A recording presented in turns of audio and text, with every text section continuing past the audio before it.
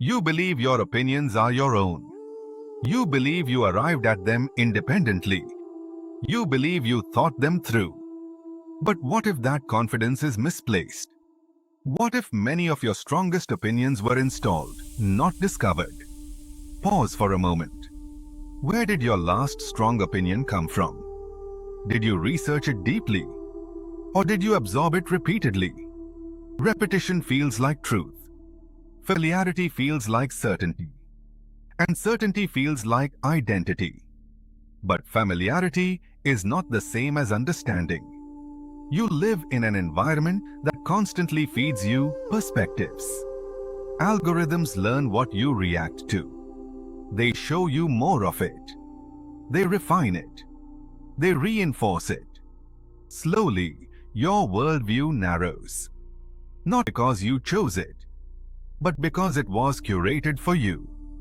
The more you engage with something, the more it surrounds you. And the more it surrounds you, the more normal it feels. Normal becomes obvious. Obvious becomes unquestioned. Unquestioned becomes identity. You begin saying, "This is just what I think." But how much of it did you actually test? How much of it did you sit with in silence? How much of it did you explore without external input? Modern information does not arrive neutrally. It arrives emotionally charged. Outrage spreads faster than nuance. Confidence spreads faster than doubt. Certainty spreads faster than curiosity. And your nervous system prefers certainty. Certainty feels stable. Doubt feels uncomfortable. So when you see an opinion repeated confidently enough times, your brain relaxes into it. It feels safe to agree. It feels safe to belong. Belonging is powerful. Humans evolved in tribes. Agreement signals safety.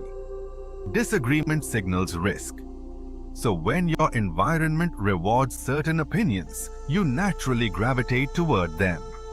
Not because you are weak, because you are human. But here is the uncomfortable part.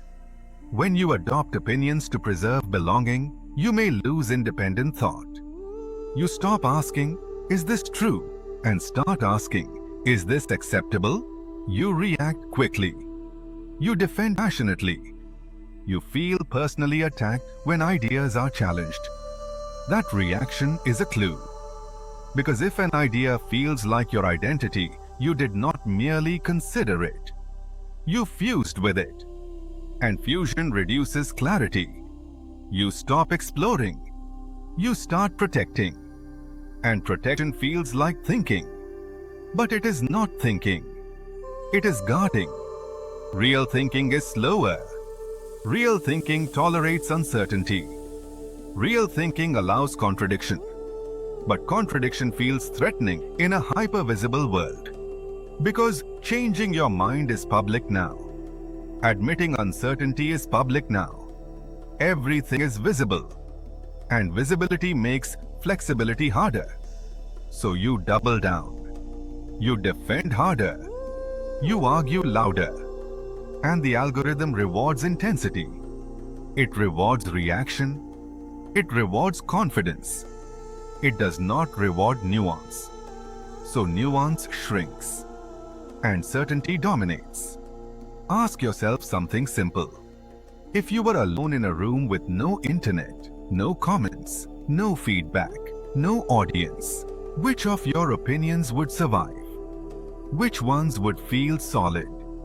Which ones would feel shaky? That silence is revealing. Because many of your thoughts are strengthened by repetition, not reflection. This does not mean you are manipulated. It means you are influenced. Everyone is. The difference is awareness. When you notice influence, you regain space. Space to question. Space to reconsider. Space to evolve. Independent thought is not loud. It is quiet. It is patient. It is willing to say, "I don't know." And that sentence is becoming rare. Because "I don't know" does not trend. But clarity does not grow in trends. It grows in solitude. It grows in reading beyond headlines. It grows in listening without preparing a reply. It grows in resisting the urge to react instantly. You are not wrong for having opinions. But if you never question how you formed them, they may not be yours. They may simply be the loudest voices you encountered most often. Awareness is not about rejecting everything. It is about pausing, before defending, before reacting, before sharing. Ask quietly, did I think this? Or did I inherit it? The answer might surprise you. Your opinions might not be yours, but your awareness can be. And awareness is where real thinking begins. This is Unplugged Consciousness.